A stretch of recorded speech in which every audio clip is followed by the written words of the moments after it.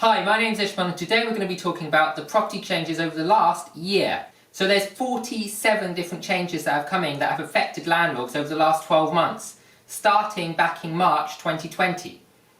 So what are some of these 47 different changes? Well, back in March 2020 we had the first announcements of the lockdown, and when we had these announcements we also had announcements saying that landlords should stop all inspections of their properties.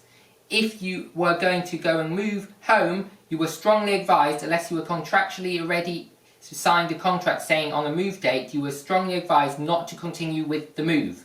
And there were also the first of many eviction bans, which was a 3-month eviction ban due to the COVID restrictions. So in May 2020 was the next set of changes to the landlord rules, and the holiday bookings for Airbnb were stopped altogether, so it was only essential travel for business that you could do from May last year. And now, a year on, we're just reopening fully all the things back to how they were before the COVID restrictions. They're supposed to be all reopening up on the 17th of May for all bookings, holidays and everything else regardless. The other changes we had in May were viewings were reopened up so you could start viewing properties again. And the property market was also reopened so people could start buying and selling houses again, where they could actually not before go and view properties, and therefore the property market ground to a halt. They also for the first time introduced loans to help landlords with regards to supporting their portfolio over the long term due to tenants not being able to pay their rents. In June, the eviction ban was extended for another 2 months, the first extension on the eviction ban.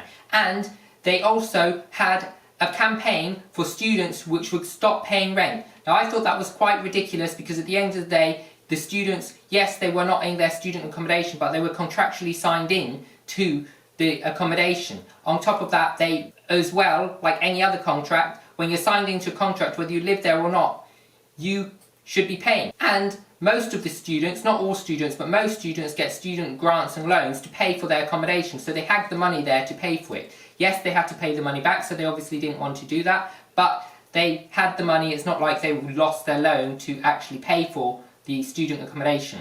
So the campaign for students to stop paying the landlords gained traction and was all over the news. So that was quite a big thing because it became a headache for landlords to actually get the rents off students. So they introduced a tenant fee ban in June as well, and the rest of the UK, as before in May, only England opened up, but the rest of the UK opened up to property market for viewings in Scotland and Northern Ireland and in Wales. They also introduced mortgage holidays for landlords and for homeowners. So if you wanted, you could have a break from your mortgage holiday, it would be put onto your mortgage, so you would actually be paying it in the future. So it wasn't a huge benefit, but you got a mortgage holiday. And as well, the courts reopened for severe cases, so that even though there was an eviction ban, in some cases where the tenant was causing ASBOs or they were causing neighbourhood disturbances, they hadn't paid for over 18 months rent, then they were allowed to still go back to court. But under normal circumstances you could not kick out a tenant, and you also needed a minimum of 12 months backlog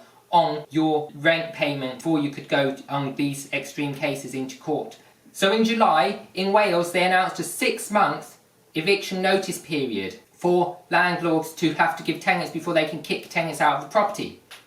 They also introduced the Green Homes Grant scheme, which has been recently announced that it wasn't successful, it was poorly advertised, it was poorly executed, there were not any fitters around to do it. I also had a neighbour who was trying to get the Green Homes Grant, which they eventually managed to find someone who would do it after a long 3 months worth of paperwork, but then the person or the company who was supposed to be executing it didn't actually have a plumber to install the central heating system. So it really was a case of they don't have anyone who's registered to do the work, and they're just taking on the grants and trying to get the people in. It was bad admin, and they've recently announced that they think it was a whole load of rubbish. Effectively, it didn't work as they expected, and therefore they're trying to find a new resolution because it hasn't produced the carbon savings they expected it to. So the first local lockdown was also announced in Lancaster in July, and that did not change about the home moves. You were still allowed to move home, but you were just not allowed to move in and out of the area for travel for any purposes other than absolutely essential. You could not travel to visit people, you could not travel for any other reasons, and they were basically in lockdown tier 4 effectively, but the tier system keeps changing, so it's difficult to say what they would class that as now. In August, they pushed that landlords with extreme cases of extreme rent arrears, such as 12 months plus, they could start evicting tenants. Now, the tenant eviction ban, it keeps changing so drastically on a monthly basis. Even when I say about all these different changes that were the headlines, they were not actually set in stone for very long, and therefore by the time they were introduced they were almost outdated because of all the changes going on regularly in the property market over the last 12 months.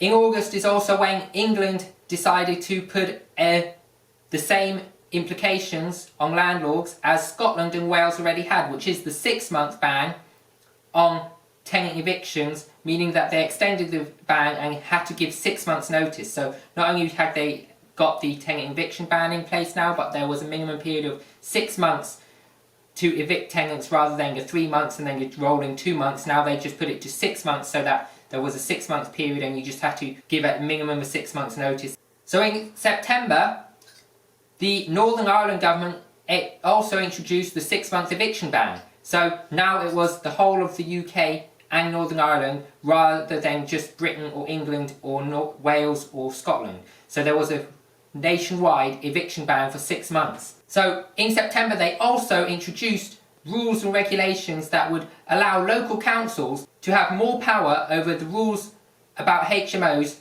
and allow them to take control of the local market more, such as the Article 4 rules, as well as other rules they brought in which allowed local councils to effectively gain more power over the HMO market in their local towns. In October in Wales, the government introduced a rent arrears loans for tenants, which meant that loans could be taken out by tenants to pay for their rent arrears, meaning that landlords were not losing out. This is something that they should have introduced nationwide, but only the Welsh Government did at this point, and they still haven't introduced it nationwide, and therefore there's only some local towns and councils which actually have this, where they help local tenants to pay for rent arrears, giving them grants and loans.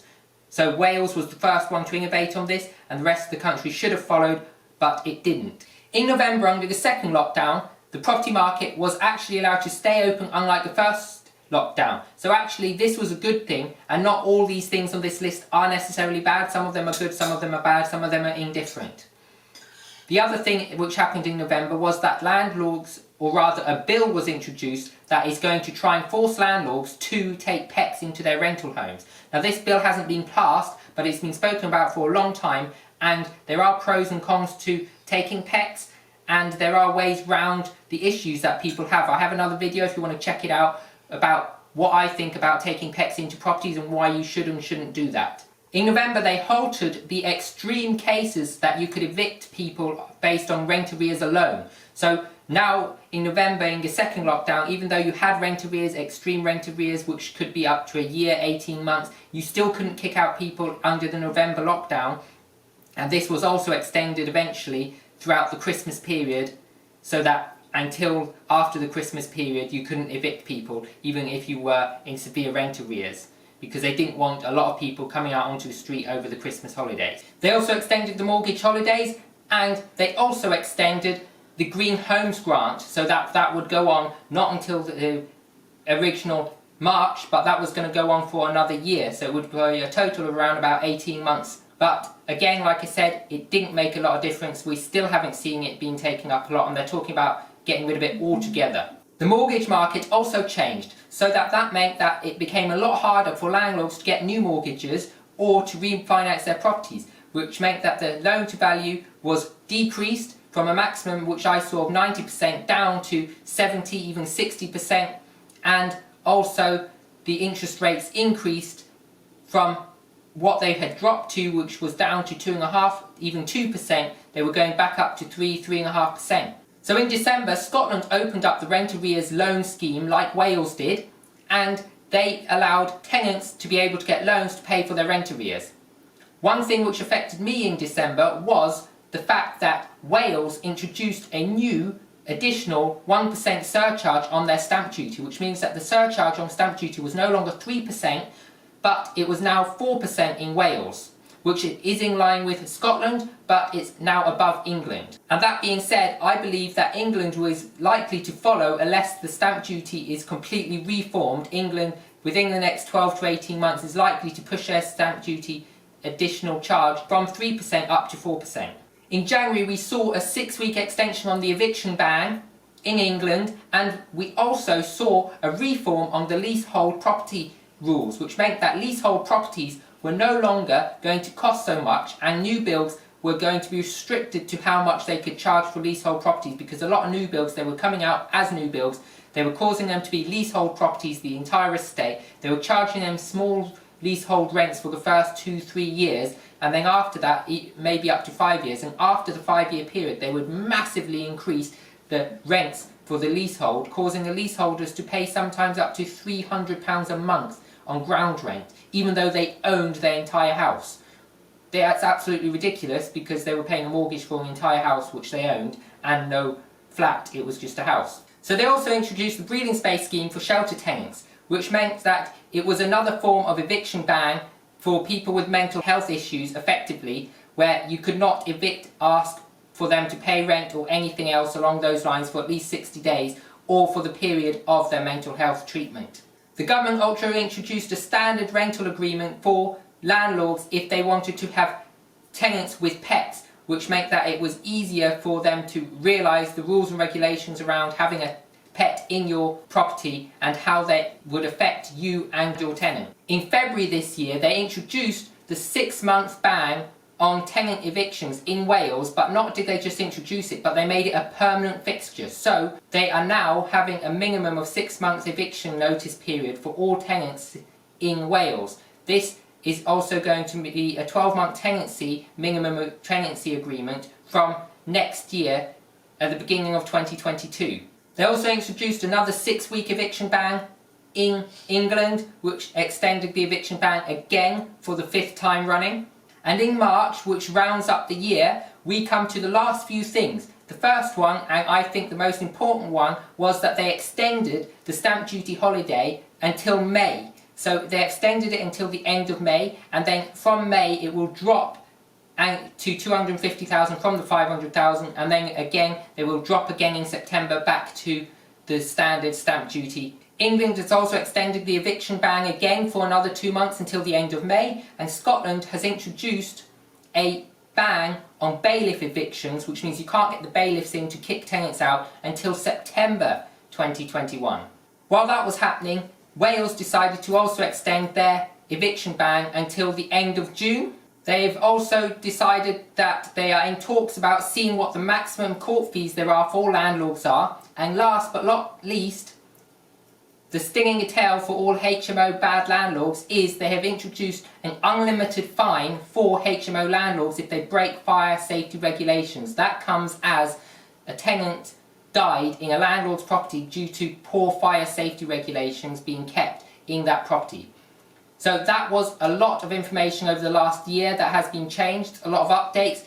Most of these things I've spoken about in other videos, so you can find those throughout my channel. So check out my channel, like this video and subscribe.